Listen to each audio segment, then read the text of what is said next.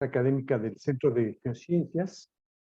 En esta ocasión la va a impartir el doctor Vlad Constantin Manea y me voy a permitir leer una breve semblanza de su trayectoria académica. El doctor Manea es egresado de la Universidad Técnica de Ingeniería Civil en Bucarest, Rumania, y de la Universidad de Bucarest, en el mismo país, donde realizó sus estudios de licenciatura en Ingeniería Geofísica y en Ingeniería Civil. En 2004 obtuvo el grado de doctor en Ciencias en el posgrado de Ciencias de la Tierra de la UNAM, con sede en el Instituto de Geofísica. Es ganador de la medalla Alfonso Caso, otorgada por la UNAM a las mejores tesis de nivel de posgrado. Su trayectoria académica tuvo inicio en 2004, con la estancia postdoctoral en el Instituto Tecnológico de California, en Pasadena, Estados Unidos. Es investigador titular B de tiempo completo en el Centro de Geociencias, aquí en la UNAM Campus Juriquilla. El principal campo de investigación del doctor Manea es la geodinámica computacional con aplicaciones para las ciencias de la Tierra y también para las ciencias planetarias. Asimismo, una parte importante de su trabajo está representada por la aplicación del superconductor en el área de ciencias de la Tierra. Destaca su trabajo como corresponsable del laboratorio de geodinámica computacional, primero en su tipo en México. Este laboratorio está operando a toda capacidad desde 2007 y cuenta con una supercomputadora Horus implementada para realizar los modelos numéricos geodinámicos. Cabe destacar que este laboratorio es el único laboratorio en México que realiza modelos numéricos geodinámicos a nivel comparable con el de otros laboratorios similares en el mundo. La experiencia de crear este laboratorio ha hecho posible la construcción en el 2016 del Laboratorio Nacional de Visualización Avanzada, del que actualmente también es corresponsable y que se encuentra aquí en el campus Juriquilla de la UNAM. La formación de recursos humanos representa una de las principales actividades del doctor Manea, enfocado en el trabajo con estudiantes a nivel de licenciatura, maestría y doctorado, así como en la impartición de cursos de posgrado a nivel maestría en el posgrado de Ciencias de la Tierra del Centro de Geociencias, así como la impartición de cursos a nivel licenciatura en la Facultad de Ciencias de la UNAM y en la ENES Juriquilla de la misma universidad. Por todos estos logros y muchos más, se le otorga el nivel 2 del SNI y se le ha reconocido el nivel C del PRIDE. También fue nombrado en el 2014 como miembro permanente de la Academia Mexicana de Ciencias. Sin más introducción, los dejo con el doctor Vlad Manea. Pues muchas gracias por la larga introducción. Entonces, la plática de divulgación que quiero compartir con ustedes todos hoy se llama De regreso a la Luna. Y pues el título que tiene es un título que refleja la realidad en que estamos viviendo desde el punto de vista científico, ya que, como la mayoría de ustedes o todos saben, pues el programa lunar pues ya se relanzó después de una larga pausa, ¿no?, en la historia, en los últimos 50 años. Entonces, con esta presentación de regreso a la Luna, quiero compartir con ustedes, por un lado, el conocimiento que se acumuló después de las misiones Apolo y toda la competición entre la Unión Soviética y Estados Unidos en términos de investigación de la Luna, y también a dónde vamos, dónde estamos y qué nos espera en los siguientes años o décadas en relación con la Luna. Probablemente Marte, pero en este caso nos enfocamos en la Luna. ¿Por qué estudiar la Luna? Pues entonces, esta es una pregunta que surge cada vez que doy un curso o una charla. Me preguntan por qué tenemos que estudiar la Luna, porque hay mucho que estudiar aquí y cosas así. Ya que es como se puede imaginar, es un gasto científico, gasto financiero y de recurso humano muy alto. Entonces, el problema es que nuestra Tierra pues, nos ofrece bastante oportunidades para estudiar, pero tiene ciertas limitaciones, ¿no? Ciertas limitaciones dado su estructura interna, dado su tectónica, dado sus movimientos de placas tectónicas. Entonces, el estudiar la Luna pues, nos ofrece una gran oportunidad de reconstruir el origen de la Tierra. Pues el origen de la Tierra pues, ya está perdido hace muchos miles de millones de años. Entonces, la Luna parece que nos ofrece exactamente esa oportunidad que aquí en la Tierra nos falta por varios procesos geológicos que han pasado en los últimos cientos o miles de millones de años.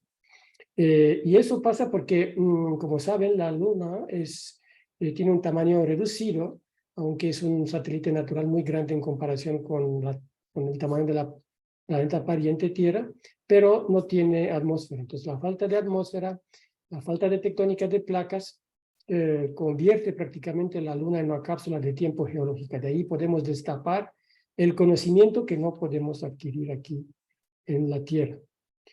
Por ejemplo, estudiar los cráteres aún intactos y las características de la Luna de esa época es la clave para comprender qué sucedió durante el periodo de formación del sistema solar, porque es sumamente importante entender cómo se formó nuestro planeta, cómo se formó la Luna y, claro, de aquí cómo se formaron los planetas de nuestros sistemas, los otros planetas de nuestro sistema solar, por qué están ahí, por qué no están distribuidos de esa forma, por ejemplo. Porque la Luna carece de actividad tectónica, su estructura interna está muy bien conservada. Es que en la Tierra tenemos un movimiento de placas tectónicas desde muchísimo tiempo, entonces toda la estructura inicial de la Tierra se ha destruido en ese proceso, mientras que en la Luna esa estructura interna está bien conservada desde su formación. Entonces eso brinda una oportunidad tremenda para comprender cómo se formó el interior de la Luna, cómo se formó el interior de la Tierra, y también eso se puede extrapolar a los demás planetas, ¿no? Y por último, pues ya como saben, es el único mundo, además de la Tierra, que ha sido visitado por humanos. Entonces esto sí es algo muy, muy importante y muy, muy fascinante al mismo tiempo. Pero antes de hablar de cómo se ve la Luna, qué características tiene, qué información nos puede brindar y otras sorpresas que quiero compartir con ustedes hoy, me gustaría presentarle un poco de historia sobre la Luna, pues que la Luna pues, se ve con el ojo libre bastante bien. Entonces ha preocupado la humanidad, el ser humano desde muchísimo tiempo. Pero en realidad el primer mapa de la Luna tal cual fue hecha hace como más de 400 años por el astrónomo británico Thomas Harriot, que hizo los primeros bocetos o los croquis, ¿no? de la Luna, ¿no? Usando un telescopio, no ojo libre, ¿no? Entonces él se construyó un telescopio en algún país, creo que Holanda, y con ese telescopio él pudo hacer esos croquis por la primera vez. Y él fue el primero, eso es lo más importante. Y claro, como es más conocido Galileo Galilei, que después de unos meses parece que publicó esos bocetos también mucho más elevados, como pueden ver aquí al lado derecho, con una técnica que se llamaba en aquel momento claro oscuro, es decir, blanco, negro, algo así. Entonces Galileo Galilei hizo unos mapas mucho más elaborados. Sin embargo, pues prácticamente los dos son los pioneros que han hecho las primeras mapas detalladas de la superficie de la Luna. Pero el interés para el mapeo de la Luna, pues de su superficie, ha sido creciendo con el tiempo. Por ejemplo, después de varios años, el astrónomo polaco, en ese caso, Hevelius, que provenía de una familia rica de cerveceros en Polonia, en la ciudad de Gdańsk, en 1641, él prácticamente es el fundador de la topografía lunar, pues él tenía mucha preparación para hacer mapas topográficos por la preparación que tenía, y entonces publicó un atlas de la Luna intitulado Selenografía en 1647, como pueden ver aquí, con muchísimos detalles y también con relaciones matemáticas muy útiles, ¿no? Donde se podría proyectar varias informaciones sobre la superficie de la Luna. Entonces, ese astrónomo polaco, Hevelius, prácticamente es el primero que hizo un atlas, no nada más algunos bocetos o algo así. Con el tiempo, así como decía, pues el interés ha crecido muchísimo, pero al mismo tiempo el grado de detalle. Pues, por ejemplo, aquí es un mapa en doble idioma, francés y alemán, elaborado en 1748, por ejemplo, realizado de un matemático y astrónomo alemán que produjo gráficos que también contenía estos mapas, métodos y cálculos matemáticos muy precisos para pronosticar las eclipses de la luna. Entonces ya se ha avanzado muchísimo en cuanto a la luna y su comportamiento, ¿no? Ya ahorita se puede, con cálculo matemático, predecir muy bien cuándo va a ser una eclipse, qué tan grande, si es parcial, si es total, etcétera, etcétera. Y eso fue hecho por un matemático y astrónomo, tenía doble preparación, como la mayoría en aquel momento de esa época. Después de como 100 años, pues el avance fue bastante lento, pues por la lentitud de esta parte de la historia de la humanidad, pero el primer, vamos a decir, atlas muy detallado, con muchas imágenes bien conturadas, como puede ver aquí al lado derecho, fue hecho por un astrónomo y geofísico en ese caso, como yo, que se llamaba Friedrich Julius Schmidt, y él fue director del Observatorio Nacional de Atenas en aquel momento, y trabajó con otro astrónomo que se llamaba Wilhelm Lohrmann, y prácticamente se publicó una serie de 25 mapas topográficas muy detalladas de la superficie de la Luna, a mano, obvio, usando telescopio, etcétera, etcétera. Entonces, y todo se juntó en un atlas que se convirtió como una piedra de fundación de lo que significa astronomía o investigaciones relacionadas con la Luna. Hasta la mitad de hasta 1860 o 1850, pues prácticamente todos los dibujos estaban hechos a mano, porque no era inventada la fotografía. Pero en 1860, pues ya con el descubrimiento de la fotografía, un astrónomo francés que se llamaba Pierre Puiseux, él usó una cámara fotográfica y un telescopio, sincronizados los dos por un reloj, un mecanismo muy complejo para aquel momento, para poder tomar fotografías de la superficie de la Luna. Aquí pueden ver una de esas fotografías fantásticas tomadas en 1896 por ese astrónomo francés, y esas prácticamente pues desencadenaron toda una posibilidad de multiplicar esa información, ¿no? Pues se hicieron miles de impresiones fotográficas y esos fueron distribuidos en museos, en escuelas, en muchas cosas, ¿no? Esas fotografías, ya ahorita son fotografías, no son dibujos a mano. Eso fue un poco antes de 1900. Y pues como ya saben, hace unos 70 años ya empezó la carrera espacial. La carrera espacial fue un periodo de competencia, como la mayoría saben, algunos tal vez no, una competencia muy intensa entre dos poderes económicos y militares, entre la Unión Soviética por un lado y por otro lado los Estados Unidos. La idea era quién podría conquistar primero el espacio y luego la Luna, ¿no? Y eso fue algo que suena aterrador, pero al mismo tiempo trajo muchísimos beneficios para nosotros todos, como vamos a ver cuáles son esos beneficios. Prácticamente de los finales de la década de 1950 hasta mediados de 1970, esas dos superpotencias estaban envueltas en esta competencia, ¿no? De quién conquistar, quién iba a llegar primero a la Luna, etcétera, etcétera. Entonces, hubo algunos logros de los dos lados, como vamos a ver, logros fantásticos por parte de Unión Soviética, pero también por parte de Estados Unidos, como es, por ejemplo, la famosísima misión Apolo, ¿no? Para la conquista, vamos a decir, conquista entre comillas, de la Luna. La Luna es de todos por una carta de las Naciones Unidas, entonces no es la conquista de nadie, es la conquista de nosotros todos, vamos a decir, como especie, ¿no? Como humanidad. Entonces aquí les voy a presentar como una pequeña cronograma de los eventos más importantes de esta época de competencia entre las dos superpoderes en cuanto a la Luna y el espacio también, porque la Luna no se puede llegar a la Luna sin conquistar el espacio, la órbita alrededor de la Tierra, ¿no?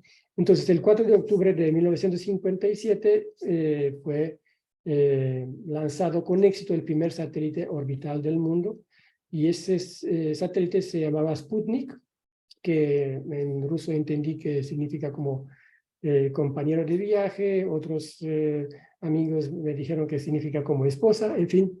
Entonces 1957 es el momento cuando ese satélite que puede ver aquí es como una pelota como una esfera muy reflejante, de como 58, 60 centímetros de diámetro y pesaba como 80 kilos más o menos, ¿no? Y tenía 4 antenas, en total le daba como 2 metros de largo.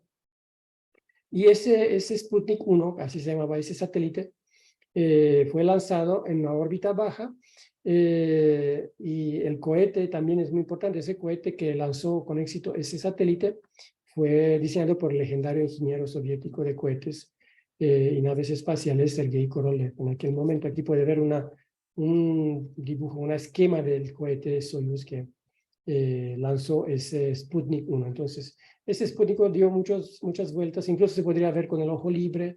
Estaba haciendo un bip por ondas radios, es decir, que los que tenían, tenían aparatos radio podrían capturar ese movimiento del Sputnik, del primer satélite. Fue un logro muy importante, ¿no?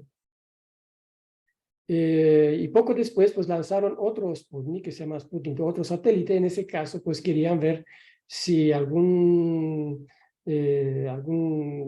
si se podría sobrevivir esas condiciones afuera de la Tierra, porque en aquel momento todo estaba lleno de incertidumbre. Por ejemplo, no sabía si hay radiaciones o temperaturas o cómo se tiene que calibrar esa cápsula, ¿no? Entonces se diseñó en aquel momento Sputnik 2, poco después de Sputnik 1, y el 3 de noviembre de 1957 es la segunda nave espacial experimental que contenía al bordo una perita que se llamaba Laika, y es el primer organismo biológico en ingresar al espacio, ¿no? Aquí se ve una réplica de esa cápsula, no es una cápsula más grande en ese momento, pues tenía como más o menos como 2 metros de altura y tenía muchos aparatos allá para mantener la vida y para dar de comer y cosas así, mantener la temperatura. Y entonces, con ese experimento, pues fue todo un éxito. Aquí pueden ver una estampilla para celebrar ese evento con esa perita muy bonita aquí, y que se demostró que no hay ningún problema para un organismo biológico ingresar al espacio. Sí, eso era la gran incertidumbre. Entonces, eso prácticamente Sputnik 2, lanzado por la Unión Soviética, pues demostró ese logro, ¿no? En aquel momento, por algunas razones organizadoras, creo que Estados Unidos se quedó un poco atrás, por decir así. Sin embargo, el 31 de enero de 1958, pues Estados Unidos lanza su primer satélite, que se llamaba Explorer 1. Y eso también fue un éxito, ¿no? Aquí pueden ver cómo se ve, muy diferente de Sputnik, obvio. Es más o menos como un cohete. Ese es el tamaño real del cohete, ¿no? Del Explorer 1. Y eso marcó el comienzo de la era espacial en Estados Unidos. A bordo de ese satélite relativamente pequeño, pues había muchos instrumentos científicos, detectores de rayos cósmicos, y muchas cosas. Entonces, él me dio muchos parámetros muy importantes para la exploración espacial que va a venir de pronto, ¿no? Entonces, fue un éxito también importante. Poco después, entonces ven que en 1959 fue un año muy importante con muchísimos eventos de ese tipo. Y aquí, como fue una competencia, o parece una competencia, no sé si realmente fue, pero la Unión Soviética tenía su propio plan de desarrollo espacial. Entonces, lo que es interesante es que en ese momento, 12 de septiembre, la Unión Soviética lanza una nave espacial diseñada para aterrizar, por decir así, o para aselenizar en la superficie de la Luna. Se llamaba Lunar 2, aquí lo pueden ver cómo se ve, y fue la primera nave espacial en llegar a la superficie de la Luna. Eso fue un logro fantástico en aquel momento, porque es el primer objeto hecho por el hombre en hacer contacto con otro cuerpo celeste, en ese caso la Luna. La nave espacial fue lanzada, así como dice ahí en el título, el 12 de septiembre, 1959, y siguió un camino directo a la Luna, ¿sí? Pues tenía muchos equipos a bordo y el 13 de septiembre, después de un día prácticamente de su lanzamiento, impactó con la superficie de la Luna en un lugar que se llamaba Mare Imbrium, cerca de los otros cráteres muy importantes en la superficie de la Luna. Una de las cosas importantes detectadas por esa nave espacial, por decir así, es que no detectó cinturones magnéticos alrededor de la Luna. Eso fue algo sorprendente, pues como ya saben, la Tierra tiene un campo magnético muy fuerte alrededor que nos protege de las radiaciones solares nocivas para la salud, mientras que en la Luna no tienen. Entonces eso pues ya fue algo muy importante, porque pues cualquier plan para poner hombres en la superficie de la Luna tiene que tomar en la cuenta esa falta de campo magnético que normalmente protege un cuerpo o una planeta o un satélite, ¿no? Entonces no tenía la Luna esa capita magnética para proteger, entonces tiene que tomar medidas especiales, ¿no? Para proteger los futuros astronautas o cosmonautas, como le llamaban allá en la Unión Soviética en aquel momento, y hoy en día también. Entonces, los primeros programas que abarcan varias sondas espaciales incluyen, por ejemplo, programa Luna. En rojo son las de Unión Soviética y en azul son los de Estados Unidos. Como puede ver, son 3 y 3, bastante bien equilibrados. Entonces, cada uno con su éxito, cada uno con sus logros o tragedias en algún momento. Aquí, por ejemplo, pueden ver una imagen de una sonda espacial que selenizó la superficie de la Luna, se llama Surveyor 3. Este es un programa de Estados Unidos entre 1966 y 1968, y aquí se puede ver que esto fue todo un éxito. Entonces la pusieron en la superficie de la Luna una sonda íntegra, es decir, no se destruyó durante la bajada, ¿no? Durante el proceso de acelenización. Entonces todos esos pasos, poco a poco, como vamos a ver, nos llega al momento de poner los primeros seres humanos en la Luna, que es un proceso altamente riesgoso y altamente complejo de punto de vista tecnológico. Hoy en día también es muy complejo. No se puede hacer así de un día para otro. Entonces ya todos esos programas preliminares de la Unión Soviética y de Estados Unidos, pues llegó poco a poco a los grandes programas lunares tripulados, en este caso. Y prácticamente fueron 2 programas.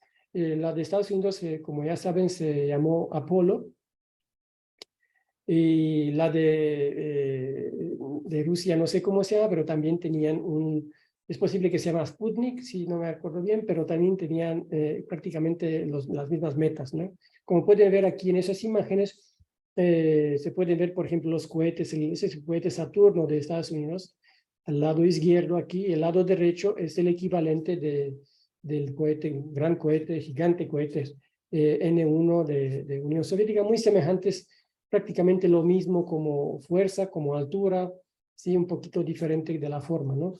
También, por ejemplo, se puede ver el módulo de comando de Estados Unidos y de Unión Soviética, y también los Lunar Landers, los módulos que han aselenizado en la Luna. Muy semejante. Lo de Estados Unidos, el lado derecho es un poco más grande que el de la Unión Soviética, que se llamaba Lunik. Entonces tenían una evolución bastante similar los 2 programas espaciales en aquel momento. Pero sin embargo, el programa que fue con éxito y que pudo poner el primer ser humano fue lo de Apolo de Estados Unidos. Después de muchas pruebas y muchas tragedias que no vamos a discutir ahora, pero fueron un logro fantástico y con muchísimo esfuerzo y con muchísimo presupuesto también. El presupuesto más o menos me preguntan siempre cuándo fue, pues el equivalente hoy es como 125, 150 mil millones de dólares. Entonces es un presupuesto muy alto para poder hacer este tipo de experimentos, que fue un experimento con éxito. Por ejemplo, aquí pueden ver cómo el astronauta Buzz Aldrin, que todavía sigue vivo, pues camina en la superficie de la Luna y caminó por la segunda vez después de Neil Armstrong, como 19 minutos, ¿no? Por protocolos de seguridad. ¿Cuáles son los beneficios de esas misiones tripuladas a la Luna? Pues ya que son es un esfuerzo tremendo que han hecho tanto Unión Soviética como Estados Unidos para poder hacer eso. Claro, la Unión Soviética paró justo después de tener ciertos problemas, y uno de los problemas principales fue que el famoso diseñador de cohetes, Korolev, murió mientras y no pudo continuar ese proyecto tan delicado y tan sofisticado. Y entonces el que siguió adelante fue el programa Apolo. Pero ¿cuáles son los beneficios de esas misiones tripuladas, ¿no? Porque ir a la Luna fue extremadamente difícil, extremadamente peligroso y todavía es, pero los beneficios fueron muy grandes. Primero, pues el conocimiento del sistema solar ha aumentado dramáticamente en esas décadas después, ¿no? Por toda la información que esas misiones tripuladas o muestras que han traído una cantidad inmensa de información nueva que no se, de otra manera no se hubiera podido obtener. También quiero mencionar aquí, por ejemplo, los controles de vuelo digitales. Pues antes prácticamente los pilotos controlaban los aviones manualmente, mecánicamente. Pero en este momento tuvieron que desarrollar los controles de vuelo digitales, eso que hoy en día se usa para prácticamente los aviones de pasajeros militares de carga y que nos lleva de manera muy segura de un lado a otro, ¿no? Seguridad alimenticia, pues se desarrolló todo un sistema para tomar el control de todo el proceso de fabricación de comida, porque tenían que ser 100% seguras que la comida que comen los astronautas no le hacen daño, porque si le hacen daño, imagínate del estómago o algo así, pues todo el programa se tiene que cancelar. Entonces tenía que ser seguramente 100% que no hay ninguna bacteria, algo así. Entonces se desarrolló todo una cadena de chequeo y de cómo preparar comida con una seguridad 100% que todavía hoy se aplica. Y eso se desarrolló durante esos programas espaciales. Los trajes espaciales también, no se sabía muy bien cómo diseñar esos trajes espaciales. Entonces, por ejemplo, la NASA descubrió que el colocar varias capas de láminas metalizadas, que se llamaban milar liviano, se podría crear un mejor aislamiento que con una sola capa. Entonces, 7 u 8 capas muy delgaditas de ese material, esas láminas metalizadas protegen mucho mejor los cuerpos de los astronautas, ¿no? A prueba de terremotos, hablando de ciencias de la Tierra, pues también se desarrolló en ese momento todo un sistema especial de amortiguadores y computadoras, ¿no? Que ahorita mismo lo usan, por ejemplo, los japoneses para proteger edificios, puentes y construcciones muy importantes en el mundo. Entonces, toda esa tecnología se desencadenó durante y después del programa Apolo, ¿no? También aquí quiero mencionar los audífonos recargables, ¿no? Que nosotros usamos ahorita muy comúnmente, pero en aquel momento pues los audífonos no eran recargables. Se desarrolló todo eso, esa tecnología en aquel momento y que hoy en día nosotros beneficiamos, ¿no? No vino desde el cielo, vino desde aquel momento, ¿no?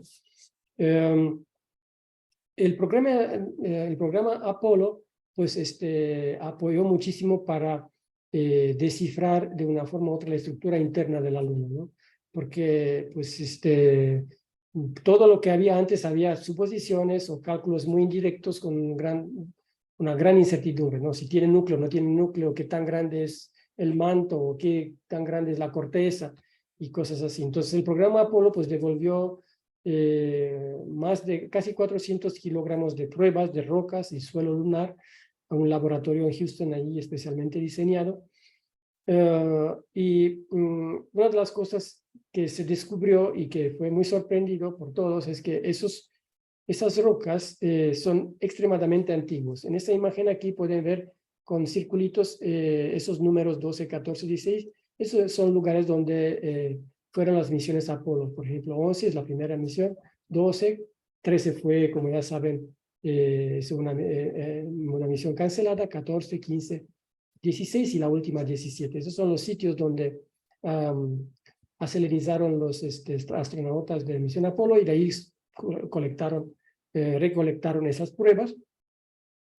Y cuando se fecharon en el laboratorio esas pruebas, una de las sorpresas fue, se fecharon con datación radiométrica, que son extremadamente antiguas, con edades de 3.2 hasta 4.6 mil millones de años. Y eso es porque 4.6 mil millones de años es la edad cuando se formó el sistema solar.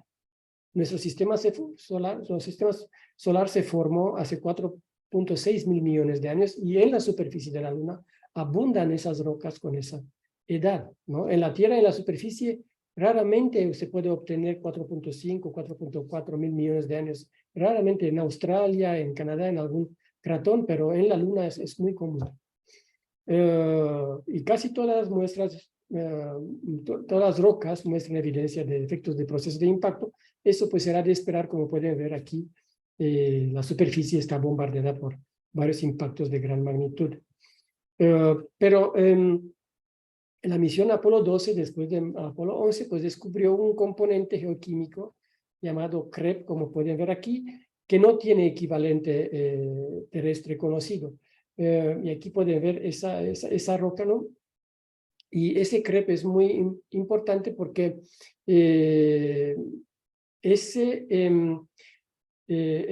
nos proporcionó muchísima información sobre la formación de la Luna misma, ¿sí? Y una de las cosas que misiones Apolos, pues, beneficio es, aquí muestro aquí abajo, es que ya tenían los rovers para poder viajar distancias un poco más grandes en la superficie y tener una colección o recolección de rocas más amplia, ¿no? Más compleja, más diversa, ¿sí?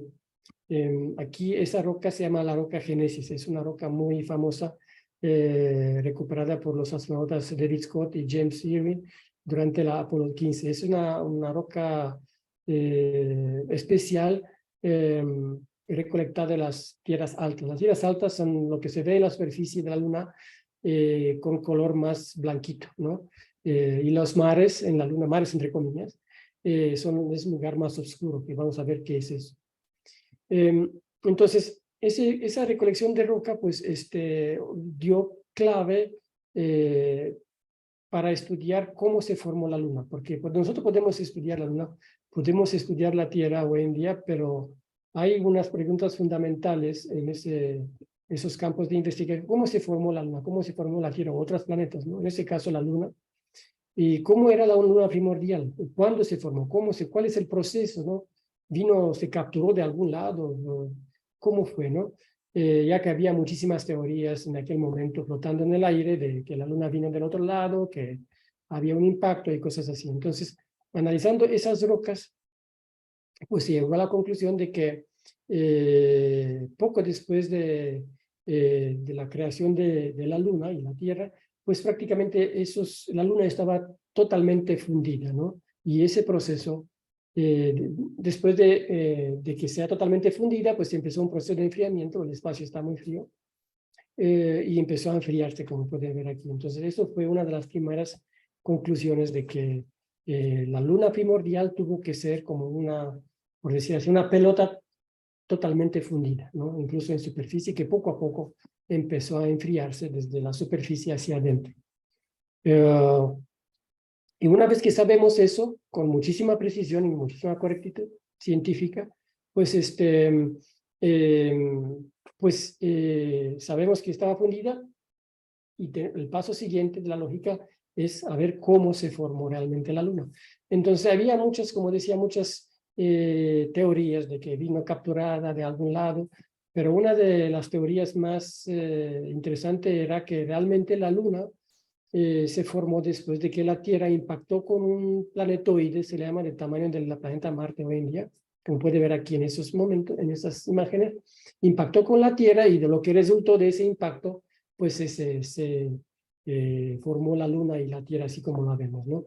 Y ese planeta hipotético o el planeta protoplaneta, pues se le dieron un nombre que se llama Theia, viene del mítico titán griego Theia, que dio a la luz a la diosa Luna Selene, ¿no? Pues ahí tiene alguna cosa, pero y ese impacto, pues, justifica algunas observaciones muy importantes que los científicos ya observaron a lo largo del tiempo. Por ejemplo, nuestra luna es muy, muy grande en comparación con su planeta padre, con la Tierra en ese caso, ¿no? Porque normalmente si vemos planeta Marte, por ejemplo, tiene ahí dos lunitas, son muy pequeñitas. O si vemos Júpiter o Saturno, los gigantes de gas tienen un montón de lunas y lunitas, pero son muy pequeñitas en comparación con el tamaño de la planeta padre. En cambio, la Tierra es el único planeta en el sistema solar que tiene una luna muy grande en comparación con su tamaño, ¿sí?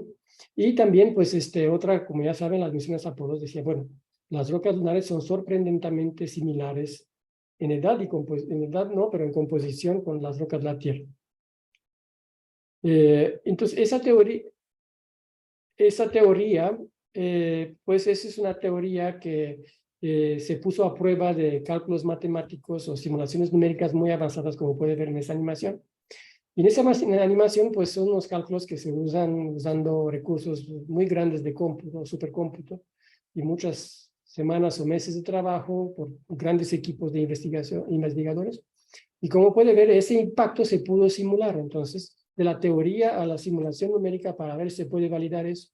Y lo que es interesante es que esa simulación numérica, pues sí, demuestra que después de ese impacto gigantesco, que puede ser muy similar con lo que vemos aquí, pues alrededor de la Tierra se queda como un anillo de material fundido, pues que la mayoría de ese material se regresa a la Tierra por atracción gravitacional, pero una parte chiquita, como puede ver aquí, se queda muy para afuera. Eso es la protoluna o la luna inicial que era totalmente fundida. Entonces, ese tipo de experimentos pues prácticamente validó esa teoría que ya realmente no es una teoría, prácticamente creo que ya está totalmente aceptada por la comunidad, de que la luna se formó después de ese impacto titánico gigantesco hace mucho tiempo, más de 4.5 mil millones de años, ¿no? Y eso justifica muchísimas observaciones. Por ejemplo, una de las observaciones es que la luna tiene una densidad promedio baja de 3.3 gramos por centímetro cúbico, mientras que la Tierra tiene de 5.5 porque tiene un núcleo muy grande. Esas simulaciones confirmaron eso. También se confirmó que después de ese impacto, la rotación de la Tierra ya no es vertical, sino que es inclinada con un ángulo que hoy en día sabemos que es 23.5 grados. ¿Okay? Después del impacto, pues hay un montón de procesos que empieza. El primer proceso, como es obvio, es el proceso de enfriamiento, donde empieza a formarse las capas que están adentro, por ejemplo, ¿no? Dentro de la Tierra o dentro de la Luna, ¿no? Entonces, en ese caso, por ejemplo, se forman núcleos, se forma el manto y al final se forma la corteza, ¿no? Que tiene ciertos espesores. En esas simulaciones, prácticamente se confirmaron muchas observaciones que se dieron gracias a la misión Apolo, por ejemplo, ¿no?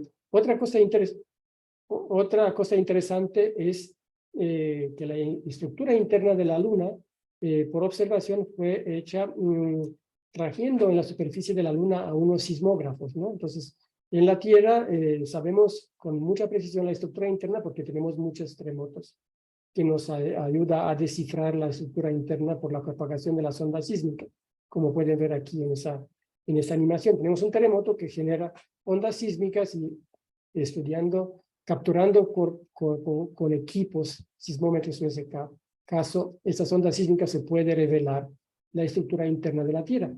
Igual pasó con la Luna, y entonces se trajeron unos sismómetros especiales diseñados para que funcionen en la superficie de la Luna, y nada más que en el caso de la Luna, como es inerta realmente desde el punto de vista tectónico, los terremotos fueron generados por el impacto de pequeños meteoritos, ¿sí? Y entonces, con eso se pudo revelar la estructura interna de la Luna, por ejemplo, ¿no? Pues es imposible hacer una perforación en superficie de la Luna o en la Tierra, ¿no? En la Tierra, por ejemplo, el pozo más profundo es de más de 12 kilómetros, ¿no? Mientras el radio es de 6.370 kilómetros. Entonces, una observación directa con perforación es imposible, así que se usa realmente método indirecto como sismógrafo, ¿no? Y entonces, con esos sismógrafos se pudo revelar finalmente la estructura interna de la Luna, con muchísima precisión. Aquí se puede ver cómo se ve ese pequeño sismómetro aquí, que está conectado a varios paneles solares para que pueda tener la energía necesaria para funcionar y para mandar los datos de regreso a la Tierra. ¿Okay? Y se reveló que pues tiene un manto de 100 kilómetros, que tiene un núcleo de 500 kilómetros. Y una cosa interesante es que durante las misiones Apolo, los equipos, como hace muchísimo frío en la superficie, como menos 170 grados centígrados, algo así, pues los equipos tenían que ser calentados. Entonces, pero para calentar un equipo a una temperatura tan baja, pues se requiere un consumo gigantesco de energía. Entonces llegaron a la conclusión de que la mejor tecnología en aquel momento era una pequeñita pastilla nuclear, por decirlo así, o radioactiva, por ejemplo. En este caso, por ejemplo, el instrumento se mantuvo a un mínimo de menos 56,4 grados centígrados por un calentador con radioisótopos. Por ejemplo, aquí puede ver, es una pequeña capsulita, aquí es 1 centavo americano como dimensión, y se puede ver cómo se ve esa capsulita radioactiva que dio la energía necesaria para que todo se funcione muchísimo tiempo, ¿no? Y varios días, semanas, etcétera, etcétera. Ese es el primer momento cuando la energía nuclear se usó en la superficie, en el espacio, en ese caso en la superficie de la Luna, en la misión tripulada de Apolo, ¿no? Y con eso fue posible echar a andar y mantener a andar esos equipos sofisticados, manteniendo esos equipos en la barra de temperaturas de funcionamiento óptimo, ¿no? Y así sabemos, así como comentaba, esa estructura interna de la Luna, que tiene una corteza, tiene un manto, es muy semejante con la de la Tierra, nada más que la proporción es muy diferente. Por ejemplo, el núcleo es muy pequeño en la Luna, y así se explica por qué no tiene campo magnético, ¿sí? Tiene, pero muy, muy poco. Mientras en la Tierra tenemos un núcleo que es más de la mitad del radio, y por eso tenemos, y que también se mueve, entonces por eso tenemos un campo magnético muy fuerte. Ahora, hay muchas observaciones interesantes realmente con la Luna que a lo mejor uno se los pone o no se los pone, pero es un buen momento para hacer una breve pasada. Por ejemplo, la Luna siempre da la misma cara en la Tierra. Sí, eso es algo muy raro, porque vemos, de aquí hay muchas especulaciones que del otro lado no sé qué hay una base internacional que está oculta y cosas así. Realmente Luna dio la misma cara porque la Luna está acoplada de una forma u otra gravitacionalmente con la Tierra. Aquí hay dos modelos, ¿no? Donde es una Luna que no tiene rotación, y aquí es una Luna que tiene rotación, como pueden ver en esos croquis. Y de esa manera siempre a la cara vemos la misma cara de la Luna. Entonces eso no es un fenómeno único en el sistema solar, por ejemplo. Hay muchísimos satélites en el sistema solar que tienen también este tipo de resonancia o de rotación sincrónica, ¿no? Por ejemplo, sincronía, ¿no? Aquí es el caso de Júpiter, donde 3 de esos satélites tienen una resonancia perfecta de 1, 2, 4, ¿no? Es decir, que uno da una vuelta, el segundo 2 vueltas, y el tercero 4 vueltas del primero. Entonces es una sincronización, un fenómeno muy común en el sistema solar, ¿no? Ese tipo de... Y la Luna no es diferente de ese punto de vista, ¿sí? Entonces, claro que como la Luna siempre muestra el lado cercano, siempre pues hubo mucho interés para ver el del otro lado, ¿no? Entonces, los primeros que hicieron una fotografía fueron, en este caso, los de la Unión Soviética, con un satélite que se llamaba Luna 3, y que hizo la fotografía por la primera vez del otro lado. Y una de las cosas interesantes es que ese es el lado que vemos aquí, del lado izquierdo es lo que vemos cada día, aquí en la Tierra. Ese es el lado oscuro. No sé por qué se llama oscuro, pero realmente no es oscuro, porque en la Luna hay 2 semanas de día, 2 semanas de noche, de los 2 lados. Pero tiene una estructura muy diferente, tiene muchísimo más impactos, por ejemplo, muchísimos cráteres, y no tienen esas manchas negras del otro lado, ¿no? Entonces, de aquí pues surge toda Fue una sorpresa total porque pensaba que tiene que ser algo semejante, pero no. El otro lado de la Luna tiene una estructura muy diferente del lado cercano. Ese es el lado cercano, ese es el lado lejano. Y entonces, pues, hay muchísima explicación. Una de las explicaciones en aquel momento que circulaba era que es que la Tierra protege la Luna de impacto, entonces del otro lado no puede llegar porque está protegida. Eso es lo que tenemos, es algo interesante, eso es lo que tenemos en los libros de texto, el tamaño de la Tierra y el tamaño de la Luna, pero en realidad abajo pueden ver, ese es el tamaño de la Tierra, ese es el tamaño de la Luna y es la distancia real. Es muy grande la distancia en comparación con el tamaño. La partícula que va de un lado a otro es un fotón que pasa de un lado a otro para ver en tiempo real, ¿no? Como cuánto tiempo pasa. Pero en ese caso, pues no se puede justificar. Entonces, la explicación de esa diferencia entre las dos caras de la Luna tiene que ver con su formación y es un proceso mucho más complejo, ¿no? De explicar, pero sí existen muchos trabajos en ese sentido. Pero las manchas negras es muy sencillo, fue una explicación muy sencilla y la misión Apolo confirmó eso. Las manchas negras en la superficie de la Luna prácticamente son campos de basalto, flujos de basalto de erupciones volcánicas en el pasado. Y como el basalto es más oscuro, pues se ve más oscuro en la Tierra. Entonces son grandes campos de basalto que han llenado varios cráteres de gran tamaño en algún momento. Es decir, que primero se formaron esos cráteres y después, pues algún proceso dio luz a grandes campos de flujo de basalto, ¿no? Voy a saltar eso ya que no nos da mucho tiempo, pero finalmente estamos de regreso a la Luna. Pues ya, como saben, el año pasado, pues la NASA pues logró retomar el programa Apolo después de una ausencia de 50 años, pues el programa Apolo finalizó en 1972 y con el programa Artemis, ¿no? Que ahorita se llama Artemis. Es una misión muy interesante, muy ambiciosa, muy semejante con la misión Apolo, ¿no? Y claro que ¿por qué regresar a la Luna? Es lo mismo como fue en aquel momento, ¿no? Es descubrimiento, oportunidad económica y claro, dar inspiración a una nueva generación de jóvenes, de investigadores, de mucha gente, ¿no? Entonces, el año pasado, pues, fue la Artemis 1, que fue la misión no tripulada alrededor de la Luna para probar todos los equipos a bordo y como ya saben, fue todo un éxito.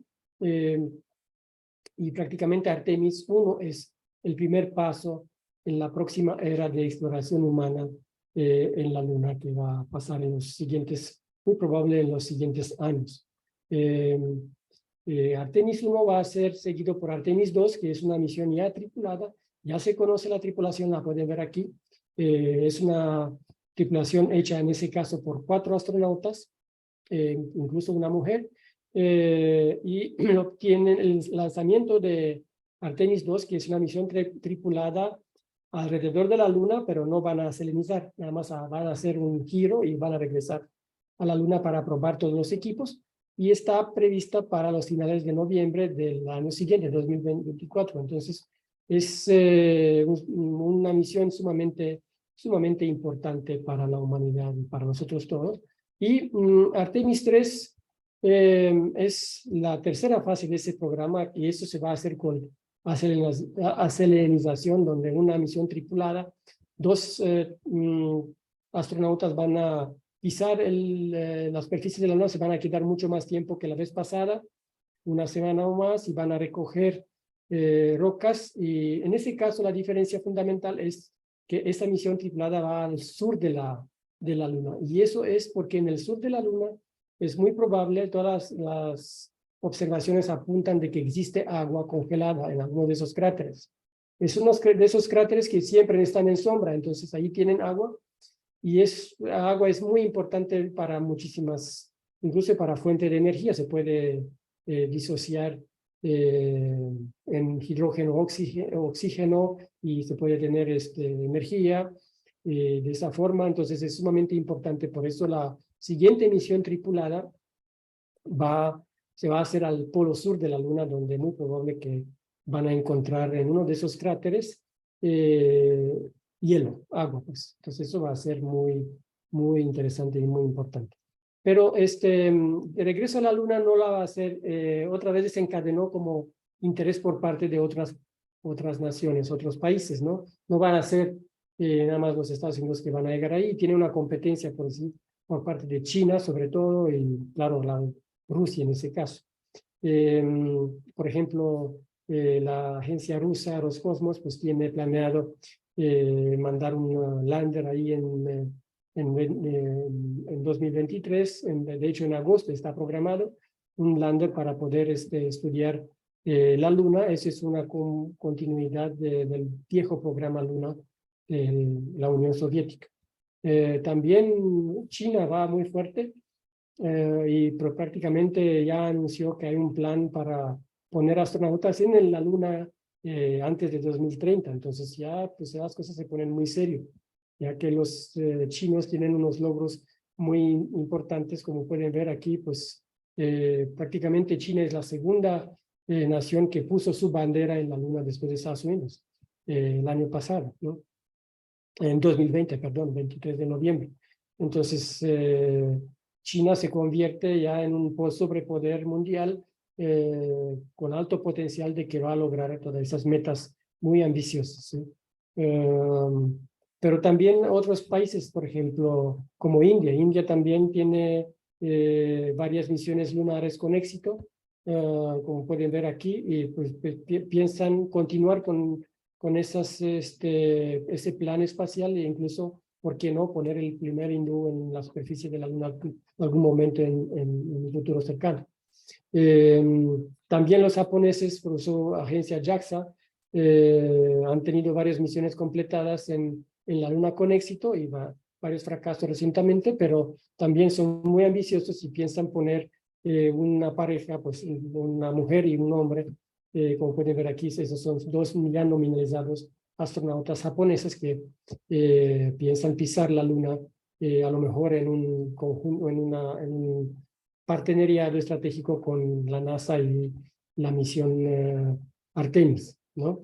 Y también no olvidar de la misión europea, pues la Agencia Espacial Europea también está muy ambiciosa en ese momento y participa activamente en esas misiones espaciales, sobre todo con Estados Unidos, y piensan poner varios astronautas en la superficie de la Luna. Pues la tripulación ya la pueden ver, está nombrada aquí.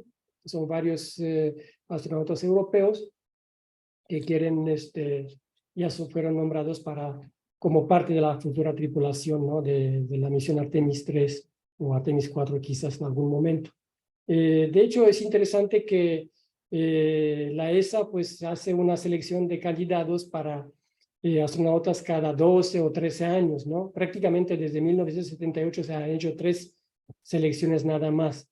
Por ejemplo, la última fue en 2021 y pues participaron 23.000 europeos, presentaron solicitudes para ser astronautas, ¿no? Entonces, cuando la ESA emitió esa convocatoria y de 23.000, pues fueron seleccionados como 1.300 o un poco más de candidatos para hacer pruebas de astronautas, y pues esos candidatos recibieron un correo, como pueden ver aquí abajo, una muestra. Y pues finalmente, después de una competencia probablemente muy, muy intensa, pues de 23.000 candidatos, pues nada más 5 fueron seleccionados, a lo mejor muchos de ellos con una preparación previa como piloto o cosas así, pero también médicos, y 11 de reserva, es decir, que son 11 astronautas en reserva que pueden continuar con sus trabajos en las universidades o donde están, y ahí pues cuando es necesario pues ya pueden empezar un programa muy intenso para varios meses para tener varias misiones en la Luna o en la órbita, ¿no? Pues con eso pues ya pues terminé mi charla de divulgación. Aquí les quiero agradecer por estar conmigo. Es más de 50 minutos, fue un poquito más largo de lo que esperaba, pero espero que fue de interés para todos. Muchas gracias, y si tienen algunas preguntas o quieren discutir algún aspecto, pues estoy a sus órdenes. Vlad, Gracias. muchas gracias por tu charla, fue muy completa, muy clara. Realmente nos diste de nuevo un viaje a la luna y ya nos has puesto de nuevo para tener claridad de cómo está la situación. Ahora, a mí me queda de inmediato una duda, ¿por qué, fuera de todas las especulaciones e imaginación colectiva, por qué se dejó tanto tiempo de ir a la luna? Era muy costoso, había un desarrollo de una estación espacial internacional, ¿por qué no la ONU desarrolló un viaje? Sí, eh, el primero, claro, es un gasto muy alto. Por ejemplo, Apolo 11 costó más de 25.000 millones de dólares en aquel momento. Si ponemos ahorita la tasa de inflación y todo lo que sigue, va como casi 150 mil millones de dólares. Es una cantidad tremenda de financiera, primero. Segundo, esos programas espaciales tienen que tener una continuidad de ritmo y de personal. Por ejemplo, había 400.000 personas involucradas en la misión Apolo, medio millón de personas. No se puede mantener eso por mucho tiempo y entonces toda esa cadena de conocimiento empieza de una forma u otra deshacerse. Y es algo generacional, ¿no? No puedes reemplazarle como, por ejemplo, ir a Costco y te compras un melón, ¿no? Se tiene que formar otra generación, ¿no? Y pues eso implica tiempo, ¿no? Es como crecer un hijo, ¿no? Yo quiero, pues va a tener 20 años, 30 años hasta que se estabilice como, no sé, que gradúa una universidad, que hace un doctorado, que es igual pasó aquí, después de que las misiones Apolos fueron terminados abruptamente, con Apolo 17, eran programadas más, pero por cuestiones de presupuesto se cortaron, ¿no? Y pues toda esa experiencia ya se fue con toda la generación, ya no están vivos, ya se tiene que formar de nuevo con otra tecnología de una forma u otra, y eso toma muchísimo tiempo. Se tiene que obtener ese dinero, se tiene que tener los líderes. Por ejemplo, ahorita ya saben muchos, un secreto de Elon Musk es el líder mundial de muchas cosas, entonces él tiene como 50, como yo, como 50 años, ¿no?, de edad, entonces tiene que formar otra generación para llevar a cabo. Es decir, que las cosas no van así por su propia cuenta, sino más bien están llevadas a cabo por líderes muy fuertes. Entonces, cuando eso ya se da, ya se pueden desarrollar esos programas. Y por eso tarda mucho. Es algo muy complejo y muy, Supongo que muy tiene que ver difícil. el interés de ir a Marte también, ¿no? Sí, sí, Como que la se Luna va, perfilaron el interés hacia allá. exacto, realmente la Luna va a ser como un paso del paso más grande para ir a Marte, porque ir a Marte es muchísimo más complicado. Si un viaje a la Luna toma, no sé, vamos a decir, una semana, ¿no? Pues en Marte tiene que viajar 2 años. Entonces, una misión tripulada, pues es algo extremadamente peligroso, extremadamente difícil, ¿no? Y pues, se tiene que programar, se tiene que hacer muchas pruebas, no se puede ir, si no va a ser un fracaso con accidentes fatales. Se tiene que evitar eso porque si no se va a cortar de repente el presupuesto. Entonces, todo eso se hace con pasos pequeñitos, como puede ver, sí, entonces.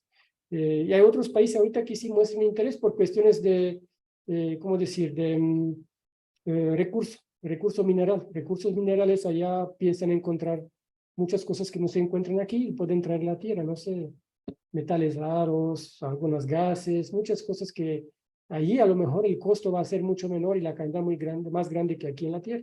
Eso también es importante. Entonces, para explorar, tenemos que explorar la luna para ver. Y va a ser, estoy convencido que para las futuras generaciones de geólogos, geofísicos, ¿sí?, y también programistas y cosas así, pero también geólogos y geofísicos van a tener chamba en la luna en algún momento, cuando eso ya se pone en marcha de manera continua, fluida. Ujú, ujú. Ujú. En ese sentido, Vlad, ¿sabes de algún proyecto de la UNAM que se esté perfilando para allá en alguna línea de investigación que Lo, lo colabore con la que, NASA? lo que conozco, sí hay varios investigadores, varias jóvenes, ¿sí?, jovencitas que ya se están entrenando en la NASA para una futura posible participación en alguna misión. Entonces, no sé si son de la UNAM, también están involucrados en proyectos con NASA. Entonces, estaría bien que la UNAM fuera involucrada no nada más con NASA, pero también con JAXA, ESA y otras agencias Claro. Porque siempre México ha mantenido el balance, no sé cómo decir, es un balance, Equilibrio. un equilibrio entre todas esas fuerzas y yo pienso que un acercamiento de ese tipo múltiple le da más chance a la UNAM para poder estar en una de esas misiones. No creo que se Con excluya China, una a otra. Rusia, India. ¿Por qué no? Finalmente, pues, si te invitan por ahí para participar, ¿por qué no participar? Pues puedes gozar de varias partes, ¿no? Con tu experiencia, con tu cuerpo de investigadores fantástico que tiene la UNAM. Y Claro, yo hasta creo con que los sí. Emiratos Árabes Unidos, ¿no? Que ya mandaron una Exacto. nave a Marte. Exacto. Entonces ahí creo que la clave está en colaboración multinacional. Efectivamente, por eso mi pregunta inicial era esa, porque hubo una estación espacial internacional, ¿por qué no colaborar los países Hay todavía comandados por la ONU esa para ir a la Luna, ¿no? Y sí, dejaron tanto tiempo. sí, de hecho, durante el hueco entre las misiones Apolo y hoy en día fue cubierto por la Estación Espacial Internacional y antes de 1990 por la Estación Mir o Paz Ujú, ujú. de la Unión Soviética. Ok. Entonces sí hay una continuación, pero es otra magnitud, es una De estación otro. internacional a baja órbita, como 400 kilómetros, y se hacen muchos experimentos. Realmente no es de la magnitud, ¿no?, de lo que ha tenido el programa Apolo, Sputnik de la Unión Soviética. Es un poquito mucho más. Pero sí, hubo continuación y hay continuación, pero no se puede ir directamente de la Estación Espacial Internacional a la Luna, pues es otra tecnología. Sí, sí, no, me quedaba claro, más bien era la fusión o de esfuerzos para hacer una estación espacial internacional, debería de haber una fusión de esfuerzos para haber llegado a la Luna en conjunto, ¿no? Pero Sí, eso supongo sería que, ideal porque, por ejemplo, para nuestra generación, por ejemplo, para astronautas hay una límite de 50 años, ¿no? Si tienes más de 50 no puedes participar en esas convocatorias, ¿no? No te excluyen. ujú, Puedes tener el premio Nobel. Entonces, una generación, yo sé que tú dices, nuestra generación, pues se quedó atrapada en un vacío de ese tiempo, porque después de Apolo hubo muchísimas expectativas de que eso va a continuar ujú, ujú. y se interrumpió de una manera muy abrupta y fue una gran desilusión, por decir así. No sé, a lo mejor fueron algunas cosas políticas por ahí, de presupuesto, no sé, hubo muchos cambios en la Muchos década, factores. muchos factores que están, y nosotros caímos como la gallina justo en el medio, ¿no? Ujú. Pero bueno, por lo menos vivimos para ver cómo ahorita arrancó todo este proyecto y Artemis y los demás. Entonces yo creo que no está de todo mal para las nuevas generaciones, ya hay gran chance de que eso continúe. Hay que ver, porque como ves, aparecen guerra, aparecen muchas cosas, que es un gasto financiero tremendo y eso de una forma u otra empieza a frenar toda esa coherencia que vimos en los programas anteriores. Sí, Sí, claro.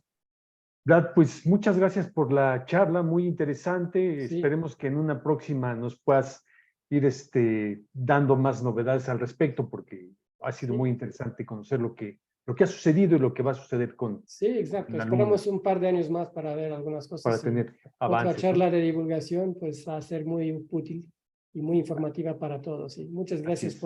no sé si hay preguntas ahí o no puedo ver el No, Facebook. parece que no hay preguntas en Facebook y por eso estaba esperando a ver si había una retroalimentación, pero creo que no las hubo. Bueno, Y a lo mejor después.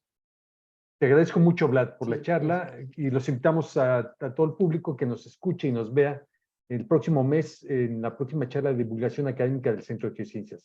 Hasta la próxima. Gracias, hasta luego.